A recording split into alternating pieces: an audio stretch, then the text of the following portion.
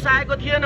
म आफै हस्पिटलमा गएर आमा छोरीलाई गाडीमा हालेर पक्राउ गरेर ल्याउँदाखेरि तपाईँहरू आउनु भएको थिएन र तपाईँहरूले भनेर हामीले तपाईँहरूले भन्न पनि परेन।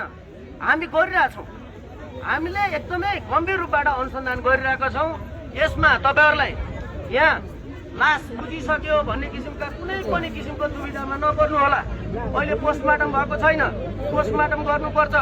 मुद्दा चलाउनको लागि म्याथप भएको छ, म्याथप भइसकेपछि अब अनुसन्धान भइसकेपछि फेरि सरकारी वकिल मार्फत अदालतमा फाइल पेश गर्ने सम्मको अवस्थामा पोस्टमार्टम रिपोर्ट त मिसिलमा पनि राख्नुपर्छ नि। त्यसकारणले गर्दा पोस्टमार्टम रिपोर्ट पोस्टमार्टम गर्नै पर्छ। अब लास बुझ्यो भन्ने कुरामा जाहेरीमै मृतकको सबभन्दा नजिकको आफन्तले दिने भयो, किनकि जहाँ आफ्नै सासू ससुरा नन्द लगायतको संलग्नता भनेर तपाईँहरूबाट आएको जाहेरी र यस सम्बन्धमा हामीले अनुसन्धानकै घेरामा राखेका छौँ भने उनीहरूभन्दा नजिकको त माइती नै भयो नि। त्यसकारणले गर्दा नै आफन्त नजिकको माइती भइसकेपछि हकवाला त यस्तो कुरामा एक नम्बरमा राज्य हुन्छ।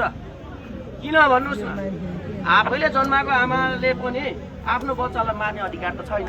तर त्यति बेला कारवाही गर्नको लागि अरूले भन्न पर्छ अथवा हामीलाई भन्ला त त्यसको लागि के हो भने यस्ता फौजदारी अभियोगहरूमा राज्य नै त्यसमा लागेर अनुसन्धान गर्छ। हामीले गरिरहेका छौँ। तपाईँहरूले भन्नुभन्दा अगाडि नै हामीले